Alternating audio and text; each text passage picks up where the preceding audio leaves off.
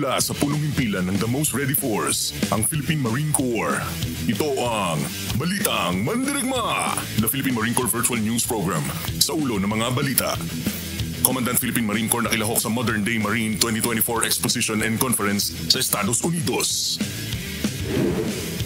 President Ferdinand R. Marcos Jr. binisita ang mga Marine sa Central Mindanao. US Marine Corps nakipagpulong sa Coastal Defense Regiment ng Philippine Marine Corps. Mga bagong report ng Marines ng MBLT-4 sumabak sa traditional na reception rites. Marine Battalion Landing Team 2 nakisa sa cleanup drive activity ng Bangsamoro Autonomous Region in Muslim Mindanao. Dalawang mataas na opisyal ng US Marine Corps bumisita sa 3rd Marine Brigade. Retirement ceremony ginawad sa isang magiting na senior enlisted Marines. Unilateral exercise ag-anup nangyari sa MBLT-8. Ito ang Balitang Mandirigma, ang inyong tagapagbalitang Mandirigma 2nd Lieutenant Francis Gonzales, Philippine Navy Marines. Magandang araw. Ito ang mga balitang nakalap ng inyong mga tagapagbalitang Mandirigma mula sa Luzon, sa Visayas at sa Mindanao. 24 oras na laging handang magtanggol sa buong kapuluan. Mula sa tahanan ng The Most Ready Force, ang Philippine Marine Corps. Ako si 2nd Lieutenant Francis Gonzales, Philippine Navy Marines. Ito ang Balitang Mandirigma. Sa ulo ng mga balita, tumulak papuntang Washington, USA, ang Commandant Philippine Marine Corps, Major General Arturo G. Rojas, Philippine Navy Marines, upang makilahok sa Modern Day Marine 2024 Exposition and Conference, co-hosted ng Marine Corps Association at Marine Corps League. Ito ay naganap sa loob ng 3 araw mula April 30 hanggang May 2 ngayong taon sa Walter E. Washington Convention Center. Ang Modern Day Marine ay isang exhibit ng pinakamalaking military equipment, systems, services, and technology ng Marine Corps. Makikita sa exhibit na ito ang mga latest warfighting innovations and technology ng US Marine Corps. Isang araw bago ang nasabing exhibit, ay nakipagpulong muna ang commandant sa Philippine Ambassador to the United States of America na si Ambassador Jose Manuel Romualdez upang pag-usapan ang mga bagay na may kinalaman sa modernization program ng Philippine Marine Corps, kung saan nagpahayag naman ang ambassador ng pagsuporta sa nasabing modernisasyon. Samantala, nagkita din si Major General Rojas at ang US Marine Corps Commandant, General Eric M. Smith sa nasabing event. Samantala sa iba pang balita, sa kauna-unahang pagkakataon, opisyal na bumisita si Pangulong Ferdinand Marcos Jr. sa mga tropang Marines sa Central Mindanao, partikular na sa himpilan ng 1st Marine Brigade na kilala sa tawag noon na Camp Abubakar. Malugod na tinanggap ni Brigadier General Eric A. Macaambak, Philippine Navy Marines, ang kasulukuyang commander ng 1st Marine Brigade, ang Pangulo sa kanyang pagdating sa headquarters 1st Marine Brigade. Nangyari ito noong ika-29 ng Abril taong kasulukuyan, kasabay ng pagdiriwang ng ika-10 anibersaryo ng Comprehensive Agreement on the Bangsamoro, na may temang isang dekada tungo sa mapayapa at masaganang Bangsamoro, kung saan si Pangulong Marcos ang nagsilbing panauhing pandangal. Sinalubong din siya ng mga tropang Marines ng isang foyer honor na sinundan ng guest book signing. Personal namang nag-alay ng bulaklak ang Pangulo sa Marine Warrior Memorial bilang pagbibigay-pugay sa mga bayaning Marines ng Central Mindanao na nagbuwis ng buhay noong all-out war taong 2000. Samantala, nagapot din ng tulong pinansyal ang Pangulo para sa mahigit 700 beneficiaries ng Department of Labor and Employment sa ilalim ng programang Tulong Panghanap Buhay sa ating Disadvantaged or Displaced Workers o TUPAD. Ang makasaysayang kaganapang ito ay nagpapatunay lamang na ang mga Marines sa Central Mindanao kasama ang iba pang security sectors ay patuloy na pinapanatili ang isang tahimik at mapayapang Bangsamoro Autonomous Region in Muslim Mindanao BARM. Nagsadya ang mga delegado ng US Marine Corps Marines mula sa 3rd Marine Littoral Regiment at 1st Air Naval Gunfire Liaison Company sa himpilan ng Coastal Defense Regiment para makipagpulong kay Commander CDR, Colonel Jerome R. Aragones, Philippine Navy Marines, GSC. Ang pakikipagpulong na ito ay may kinalaman sa gaganaping ACDC exercise na mangyayari ngayong buwan ng Mayo bilang bahagi ng 39th iteration ng Balikatan exercise. Maliban dito, napag-usapan din ang tungkol sa Joint Fires Interoperability sa pagitan ng Armed Forces of the Philippines at US Joint Forces. Naging sentro din sa pag-uusap ang pagpapatibay sa magandang relasyon sa pagitan ng dalawang Marine Forces. Bilang bahagi ng tradisyon ng Philippine Marine Corps, sumabak ang mga bagong report na private ng Marine Battalion Landing Team 4 sa isang reception rites. Ito ay naganap noong April 25, 2024 sa Headquarters Marine Battalion Landing Team 4 at sa Bonifacio Naval Station Grandstand. Sa seremonyang ito, sinubok ang lakas at dedikasyon ng mga bagong report na Young Marines at ibinahagi din sa kanila ang mga bagay na kailangan nilang malaman sa totoong senaryo bilang isang ganap na Marines. Maliban sa MBLT-4, sumabak din sa traditional reception rites ang iba pang mga bagong report na privates sa iba't ibang unit ng Philippine Marine Corps. Pakinggan naman natin ang mga balita mula sa ating mga mandirigma sa buong bansa. Ito ang mga ulat ng Brigada.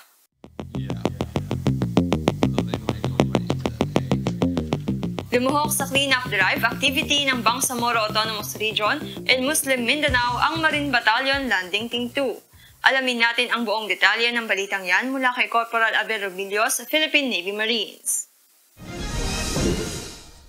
Lumahok ang Marine Battalion Landing Team 2, sakop ng 1st Marine Brigade sa Rivers to Cleanup D, na inorgisa ng Cotabato Multi-Stakeholders Platform sa Bangsamoro Autonomous Region Muslim Mindanao o BARM.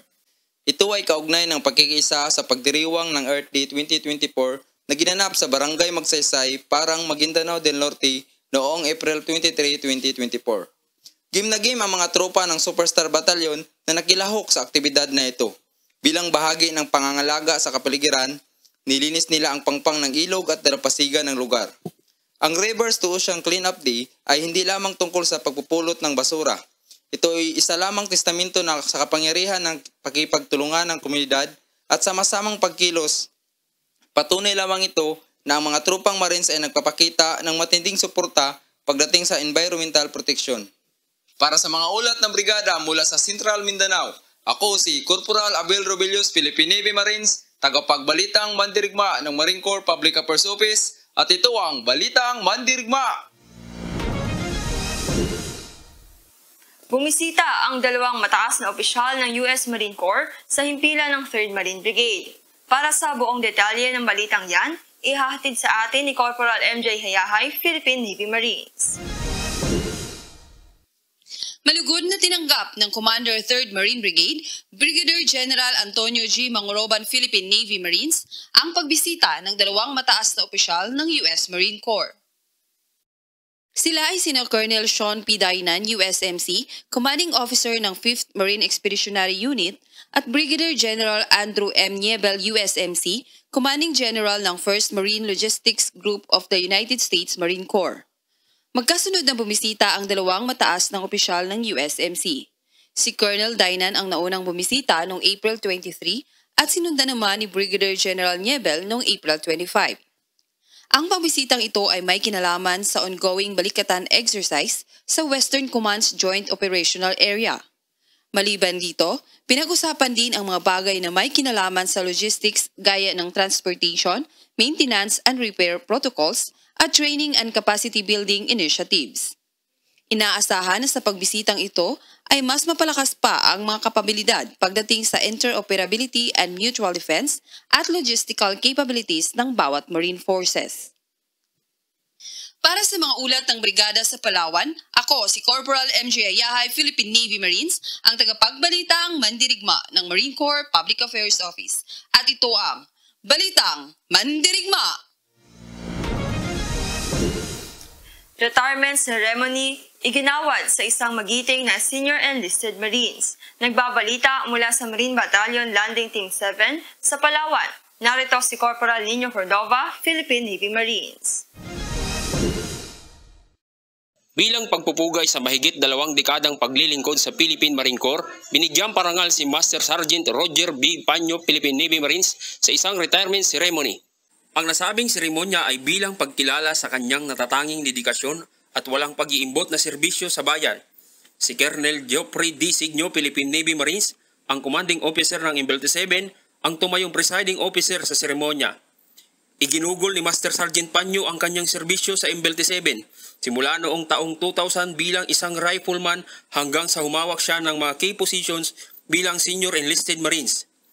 Kasama ang buong striking family, na-deploy sa iba't ibang area of operations si Master Sergeant Panyo gaya ng Central Mindanao, Lanao, Marawi, Maguindanao, Cotabato, Sultan Kudarat, Cebu, Basilan, Sulu at Tawi-Tawi na humubog sa kanyang karir bilang isang Marines. Si Master Sergeant Panyo, Philippine Navy Marines ang patunay ng isang huwarang Marines na inalay ang halos buong buhay sa paglilingkod sa tao at sa bayan. Para sa balita mula dito sa Sopronio Española, Palawan, ako si Corporal Nino Cordoba, Philippine Navy Marines, ang tagbalitang mandirigma ng Marine Corps Public Affairs Office at ito ang Balitang Mandirigma. Unilateral exercise na tinawag na Ag-Anuk nangyari sa MBLT-8. Para sa karagdagang detalye ng balitang yan, narito si Sergeant Arnel Balnao, Philippine Navy Marines. Naimbag ngal daw kada kayo amin nga Ilocos, mga Ilocanja. Isa na namang unilateral exercise ang matagumpay na nasagawa sa Norte nito lamang ika-26 na Abril taong kasalukuyan. Ang unilateral exercise, Ag-Anuk, isang Ilocano word na ibig sabihin ay hunting ng Marine Battalion London Team 8 ay isang batalyon initiative sa ilalim ng 4th Marine Brigade na may layuning mapalakas ang kahandaan ng unit pagdating sa seguridad ng isla. Gamit ang mortars at squad rocket launcher light, execute ng maayos ang nasabing exercise. Sa mamamagitan din ng exercise na ito, mas nahasa pa ang kakayahan ng mga tropang Marines sa Norte, lalo na pagdating sa territorial defense. Para sa ulat ng Brigada sa Norte, ako si Sergeant Arnel Balnao, Philippine Navy Marines, tagapagbalitang mandirigma ng Marine Corps Public Affairs Office. At ito ang Balitang Mandirigma!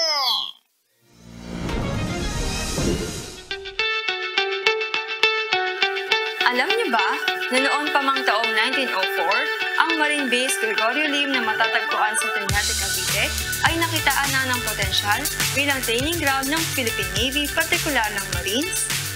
At noong taong 1974, opisyal na itong ginawang training ground ng Philippine Marine Corps dahil sa strategic location nito na naaangkop sa kinakailangang terrain ng Marines para sa pagtupad ng misyon nito sa buong Armed Forces of the Philippines. At good news sa mga aspiring Marines sa iba't ibang sulok ng bansa. Magkakaroon po ng mobile recruitment para sa mga gustong pumasok sa Naval Officer Candidate Course at Marine Basic Course. Abangan nyo lamang ang recruitment team sa Cotabato City, Bacolod, Batanes, Isabela, Pangasinan, Tawi-Tawi, Bohol, Bicol Region sa may Catanduanes, Camarines Norte, Camarines Sur, Albay at Sorsogon, sa Eastern Visayas sa may Samar Leyte at Panay Island sa may Aklan, Antique, Capiz at Iloilo. Para sa mga detalye ng schedule at kung paano mag-apply, maaari kayong makipag-ugnayan sa Philippine Marine Corps Recruitment Office sa pamamagitan ng pagtawag sa mga numerong naka-flash sa inyong mga screen. O di kaya ay magtungo kayo mismo sa kanilang opisina na matatagpuan sa Marine Barracks, Judiardo Ground, Fort Bonifacio, Taguig City. Huwag niyo rin pong kalimutan na i-like ang ating official Facebook page para sa mga bagong kaganapan sa inyong Philippine Marine Corps. Announcement po muli para sa mga lahat ng active Marines. Magkakaroon ng book review contest ang Philippine Marine Corps. Ito ay panukala ng mismong commandant na si Major General Arturo G. Rojas, Philippine Navy Marines. Simple lamang po ang mechanics ng contest. Ang kailangan lamang gawin ay basahin ang CPMC's professional reading list and share your thoughts sa pamamagitan ng pagsulat. Ang layunin ng programang ito ay mahasa ang critical thinking, reading, and writing skills ng lahat ng individual Marines. Para sa karagdagang detalye kung paano sumali, iscan lamang po ang QR code na makikita sa inyong mga screen. O di kaya ay makipag-ugnayan sa opisina ng Marine Corps Center for Leadership and Excellence o MACLE. Ang last submission of entries sa August 30, 2024. Kaya ano pang hinihintay nyo? Join na para sa tsansang manalo ng papremyo. Shoutout muna tayo. Shoutout sa mga sumusuporta sa Balitang Mandirigma. Kirsten Loresto, Charmaine Madayag, Mr. Jeff Manag at Miss Hani Chicano ng EBK Travels and Tours, Coach Roger ng Shadow Freediving Philippines, Fritzy Love Malabanan, George Malabanan, Lieutenant Colonel Joel Atienza, Philippine Navy Marines, Miss Shane Atienza at Zach Atienza. Para sa inyong mga shoutout, i-comment lang po sa ating Facebook page at YouTube channel ng Balitang Mandirigma. Bago matapos ang ating programa, nais po nating batiin ang Assault Armor Battalion sa kanilang pagdiriwang ng ika-52 anibersaryo. Mabuhay kayo, Team Lakas Loob! At yan ang mga balita ng inyong mga mandirigmang marino ngayong linggo. Inaanyayahan po namin kayo na bisitahin ang aming YouTube channel ng Balitang Mandirigma. I-subscribe, i-like at i-share ang Balitang Mandirigma. Muli ako si Second Lieutenant Francis Gonzalez, Philippine Navy Marines. Sa ngalan ng karangalan, katungkulan at kabayanihan, ito ang Balitang Mandirigma.